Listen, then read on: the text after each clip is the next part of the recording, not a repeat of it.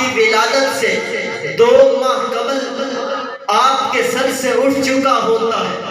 آپ کی ولادت کے بعد آپ کے دادا عبد المطلب کو خبر دی جاتی ہے کہ آپ کے ہاں پوتا پیدا ہوا ہے اور پوتا بھی فوت شدہ بیٹے کا بیٹا ہے۔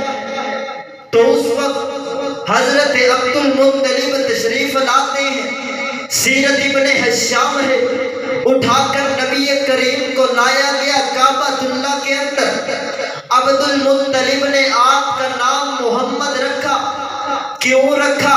رجاء یحمد، اس امید پر کہ میرے پوتے کی تعریف کی جائے گی، اور اللہ نے ایسا بنا دیا کہ ساری دنیا تعریف کرتی کرتی تھک جائے گی لیکن میرے پیغمبر کی تعریف ختم نہ ہو۔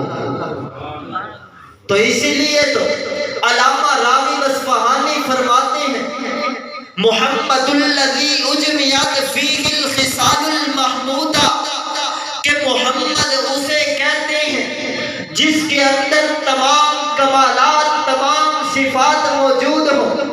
اور عربی کا شاعر کہتا ہے لِكُلِّ نَبِيٍّ فِي الْأَنَامِ فَضِيلَةٌ، لِكُلِّ نَبِيٍّ فِي الْأَنَامِ فَضِيلَةٌ وَجُمْلَتُهَا مَجْمُوعَةٌ لِمُحَمَّدٍ۔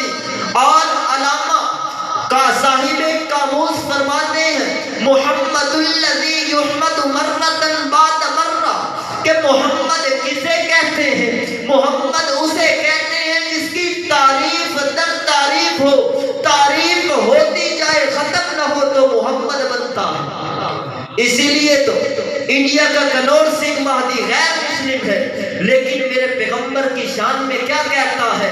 عشق ہو جائے کسی سے، عشق ہو جائے کسی سے چارہ تو نہیں، عشق ہو جائے کسی سے چارہ تو نہیں، فقط مسلم کا محمد پہ اجارہ تو نہیں۔ اور انڈیا کا کالکا پرشاد غیر مسلم ہے، میرے پیغمبر کی شان میں وہ بھی بول اٹھتا ہے، کیا کہتا ہے؟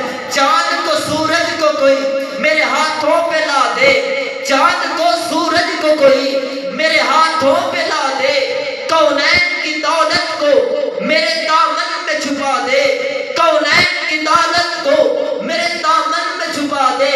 پھر کالکا پرشاد سے پوچھے کوئی کہ وہ کیا لے؟ نہ لے